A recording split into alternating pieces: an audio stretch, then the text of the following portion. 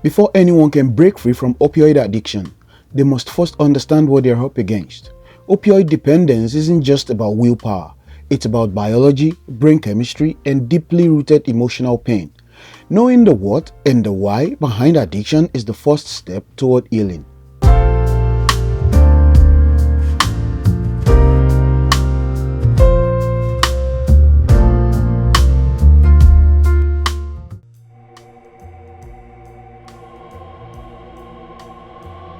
Opioids are a class of drugs that relieve pain by interacting with specific receptors in the brain and nervous system. They can be prescription medications or illicit street drugs, but all forms carry a risk of dependence.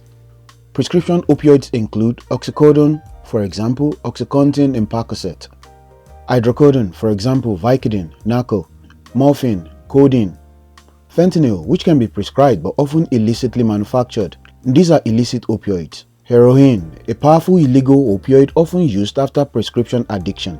Fentanyl, frequently manufactured illegally and far more potent. It's 50 to 100 times stronger than morphine. Even when used as prescribed, opioids can quickly become habit-forming. The body builds tolerance, needing higher doses to achieve the same effect. A fast track to dependence.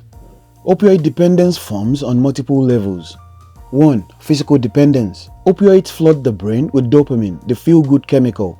Over time, the brain stops producing dopamine naturally. Without opioids, the person experiences withdrawal, pain, chills, nausea, anxiety, insomnia, and more. 2. Psychological dependence. People often turn to opioids not just for pain relief, but for emotional escape from trauma, anxiety, depression, or stress. Opioids become a coping mechanism, a way to manage what feels unmanageable. Number 3. Emotional and behavioral dependence. Over time, using becomes a routine, a morning habit, a post-stress ritual, or a way to avoid hard conversations. It requires thinking, I can't feel normal without it. What starts as relief becomes reliance and eventually bondage. Many people, desperate to break free, try to quit opioids suddenly, on their own, without medical supervision. While that might sound brave, it can actually be life-threatening. Here is why. Withdrawal is intense. Symptoms include vomiting, diarrhea, rapid heartbeat, severe pain, hallucinations, panic attacks, and insomnia. Dehydration and electrolyte loss can lead to dangerous complications. Psychological withdrawal can trigger suicidal thoughts or impulsive relapse. After quitting, tolerance drops quickly, meaning a relapse can easily lead to overdose, even with a previously normal dose. Quitting cold turkey without a plan or support system is not a sign of strength. It's a medical risk. Detox should be done safely with professional structure and support in place. Opioid dependence isn't weakness. It's not about poor choices. It's a complex layered condition that hijacks your brain and body. But it's also treatable, and recovery is absolutely possible with the right understanding, support, and strategy.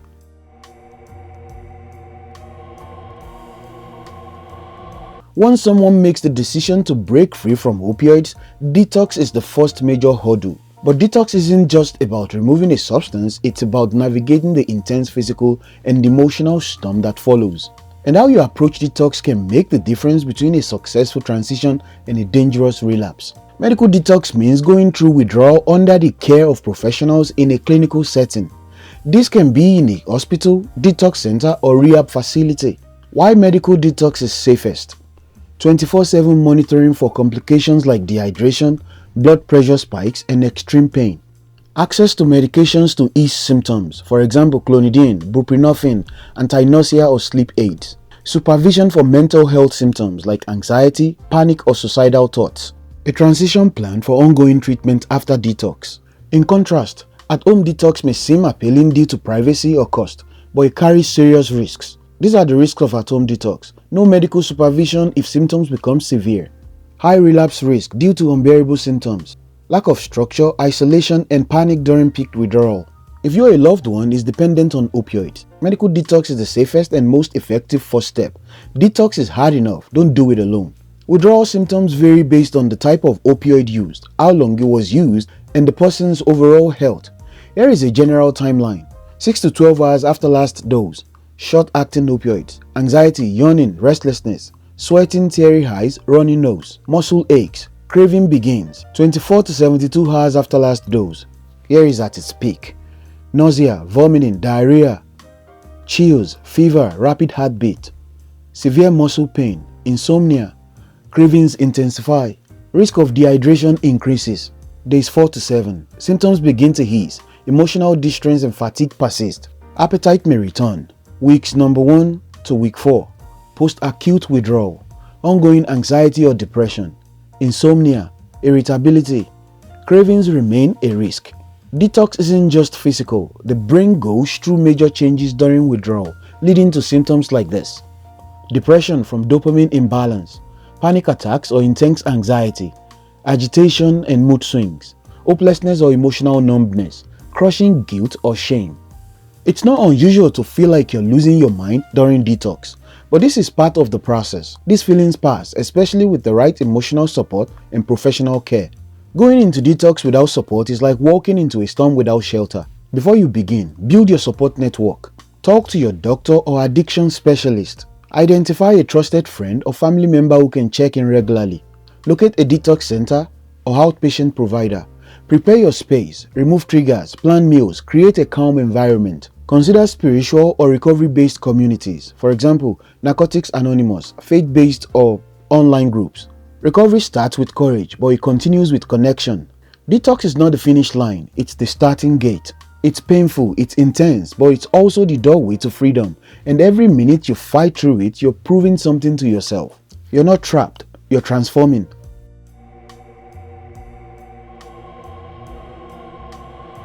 Once detox is complete, the journey isn't over, it's only just begun. The risk of relapse is highest in the weeks and months following withdrawal, especially when cravings and psychological dependence linger. That's where medication-assisted treatment (MAT) comes in. A powerful evidence-based approach that combines FDA-approved medications with counseling and behavioral support. Medication-assisted treatment is not about swapping one addiction for another. It's about stabilizing the brain long enough for healing to happen. MAT helps reduce cravings, prevent relapse, and give people the clarity they need to rebuild their lives. MAT offers craving control so individuals can focus on recovery, not just resisting urges. Reduced risk of overdose, especially for those transitioning out of heavy opioid use. Improved long-term outcomes when combined with therapy or counseling. A bridge to full recovery, especially for people with chronic relapse patterns. It's not a shortcut, it's a supportive tool that helps people gain the footing they need. Here are the 3 most common medications used in opioid recovery. 1. Methadone, a full opioid agonist that activates opioid receptors in the brain at a controlled level. Reduces withdrawal and cravings without producing a high when properly dosed. Must be administered in a licensed clinic. Best for individuals with a long history of heavy opioid use. Here are the pros. Very effective in stabilizing people with severe addiction. And here are the cons. Requires daily clinic visits, potential for dependency if not monitored. Number 2. Buprenorphine. This can be found in Suboxone and Subutex. A partial opioid agonist, binds to the same receptors as opioids but with less intensity. Reduces cravings and withdrawal without producing euphoria. Often prescribed in outpatient settings. Suboxone combines buprenorphine with naloxone to deter misuse. Here are the pros. Easier access, lower overdose risk, good long-term options. And here are the cons. May require a tapering plan over time to avoid dependence. Number 3. Naltrexone. This is considered the low-cost version of Vivitrol. An opioid antagonist blocks opioid receptors entirely. Doesn't reduce cravings or withdrawal but prevents opioids from producing any effect. This is best used after detox is complete, though you must be opioid-free for 7 to 10 days. Available in daily pill or monthly injection form. Here are the pros. No abuse potential, long-term injectable available. And here are the cons. Requires full detox beforehand, less effective for those with strong cravings. There are some myths and facts out there about MAT. Let's break down some of the common misconceptions. Misconception: MAT is replacing one drug with another. Reality: MAT stabilizes the brain and allows recovery to happen. It's supervised and therapeutic, not recreational. Misconception: real recovery means going drug-free. Reality: recovery is about rebuilding a meaningful life. MAT is one part that helps people stay alive and stable enough to do that. Misconception: you should only use MAT for a few weeks. Reality: many people benefit from long-term MAT. There is no one-size-fits-all timeline, only what works for the individual. MAT may be a good option for individuals who have experienced repeated relapses, struggle with overwhelming cravings after detox, have used high doses of opioids for long periods, want a structured, medically supported path toward recovery. MAT is not a crutch, it's a clinical tool that can literally save lives. If you're battling opioid addiction and feel like you're stuck in a cycle of quitting and relapsing, MAT could be the missing piece. It doesn't mean you're weak, it means you're choosing a strategic, supported path, and there is real strength in that.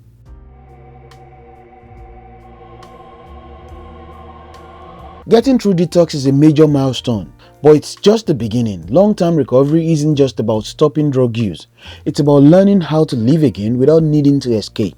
That means rebuilding your life piece by piece from the inside out. Sobriety is a physical state, recovery is a lifestyle. In the early days after detox, many people feel lost, raw, or emotionally overwhelmed. That's normal. The brain is rebalancing. Life feels unfamiliar without the buffer of opioids. This is where emotional healing becomes crucial. What this looks like: learning to feel emotions instead of numbing them, identifying and addressing the pain or trauma behind your addiction, discovering healthy ways to cope with stress, fear, boredom, and shame. Therapy is not optional, it's foundational. Different approaches work for different people, but here are the most effective modalities for opioid recovery. Cognitive behavioral therapy. CBT helps you identify and change negative thinking patterns, triggers, and habits. Trauma-informed therapy addresses past experiences that may be fueling addiction, including abuse, grief, or neglect. Group therapy or support groups. This connects you with others who understand your struggle. It offers accountability, encouragement, and community. One-on-one counseling or recovery coaching, personalized support to help navigate your unique path to freedom. Healing is personal. Try different approaches until something sticks. What matters is that you stay engaged in the process. Isolation feeds addiction, community heals it. You are far more likely to maintain long-term sobriety when you're surrounded by people who support your growth. Here are some options. 12-step programs like Narcotics Anonymous.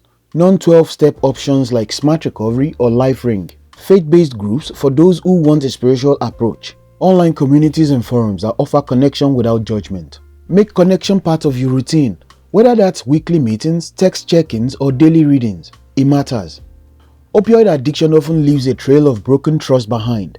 That's part of the pain, but also part of the healing. Start small. Hone your mistakes without excuses. Show up consistently. Words matter, but actions matter more. Set boundaries for yourself and for others. Practice forgiveness, including forgiving yourself. Recovery gives you a second chance to be the partner, parent, friend, or sibling you were always meant to be. Recovery doesn't happen in one big moment. It happens in small, consistent decisions, choosing growth over guilt, connection over isolation. The detox may be over, but this is where your new life begins.